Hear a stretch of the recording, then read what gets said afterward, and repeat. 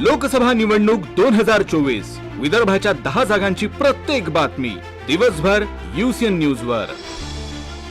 भाजपा के फिर एक बार सत्ता में आने पर संविधान बदले जाने के लग रहे आरोपों का प्रधानमंत्री नरेंद्र मोदी ने नागपुर से जवाब दिया। पीएम ने नागपुर के कन्हान में आयोजित चुनावी सभा के माध्यम से न केवल कांग्रेस पर जमकर हमला बोला, बल्कि सनातन के विरोध में बयान देने वाले नेताओं को आड़े हाथों लिया। पीएम ने कहा कि जब मुझे गाली दी जाने लगे, संविधान बदलने या ईवीएम पर सवाल उठने लगे, तो ये समझ लेना चाहिए कि चुनाव कौन जीत रहा है। पीएम ने कहा कि विपक्ष के पास कोई नया आइडिया नहीं है, इसीलिए वो झूठ फैला रही हैं। नागपुर सहित विदर्भ में मतदान के दिन जैसे जैसे करीब आ रही हैं, राजनीतिक पारा बढ़ता जा रहा है। बुधवार को प्रधानमंत्री नरेंद्र मोदी ने रामटेक लोकसभा के कन्हान में चुनावी सभा को संबोधित किया। इस दौरान प्रधानमंत्री ने कांग्रेस सहित विपक्ष के तमाम आरोपों पर चुन चुन के जवाब दिया। संविधान बदलने के आरोपों को प्रधानमंत्री ने विपक्ष पर घिसी पिटी कथा बताया। पीएम ने कहा कि वो जब से राजनीति में आए हैं, तब से यही बातें सुन रहे हैं। इस दौरान प्रधानमंत्री ने इमरजेंसी को लेकर सवाल भी किया। भारत माता की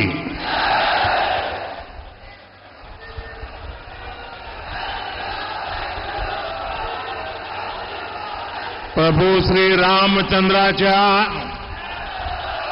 पावन भूमीमध्ये आणि श्री रघुजी भोसले महाराजांच्या शौर्याचा वारसा लाभलेल्या या रामटेकाच्या पावन भूमीला माझा साष्टांग नमस्कार। मैं जब से राजनीति में आया हूं, ये कोई ऐसा चुनाव नहीं गया है जिसमें उन्होंने ये घिसी पीटी कथा न सुनाई हो। अटल जी की सरकार बनी तब भी ऐसे ही गीत गा रहे थे। इसका मतलब इनकी बैंकरप्सी इतनी है कि इनके पास कोई नया आइडिया भी नहीं है। इमरजेंसी के दौरान क्या लोकतंत्र खतरे में नहीं पड़ा था?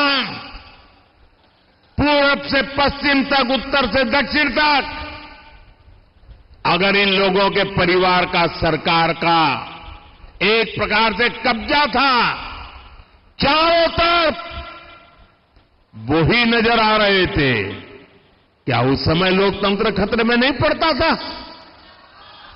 एक गरीब का बेटा जैसे ही देश का प्रधानमंत्री बन गया, इन्हें लोकतंत्र और संविधान खतरे में दिखाई देने लगा। ये इंडी गठबंधन वाले कभी गरीब को आगे बढ़ते हुए नहीं देख सकते।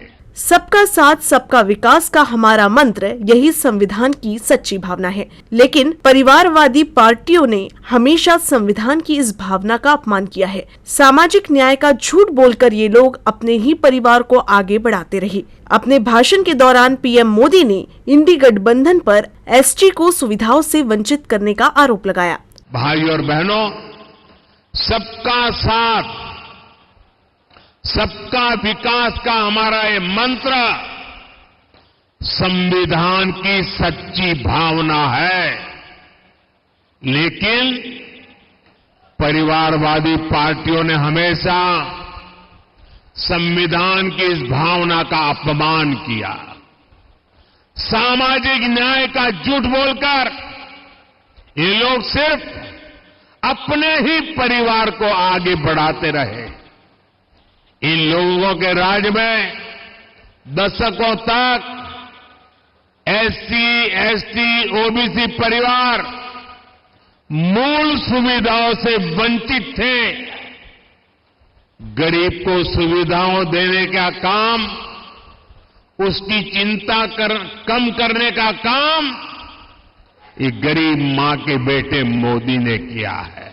अपने 10 साल के कार्यकाल पर बोलते हुए प्रधानमंत्री ने कहा, पिछले 10 वर्षों में जो काम किया है वो तो एपेटाइजर है, अभी थाली आनी बाकी है। इसके साथ प्रधानमंत्री ने जनता को विकास के काम की गारंटी भी दी। आजकल बड़ी बड़ी होटल में कोई खाना खाने जाता है ना, तो शुरू में थाली आने से पहले एपेटाइजर आता है। बड़ी चटाकेदार वानगियां आती हैं। कभी कभी लगता है यार इसी से तो पेट भर गया, लेकिन आपको मालूम है वो एपेटाइजर होता है, थाली आनी बाकी है। ये 10 साल में मैंने जो काम किया है ना, वो तो एपेटाइजर है, अभी तो थाली आनी बाकी है। आने वाले 5 साल में हमें देश को, महाराष्ट्र को बहुत आगे ले जाना है।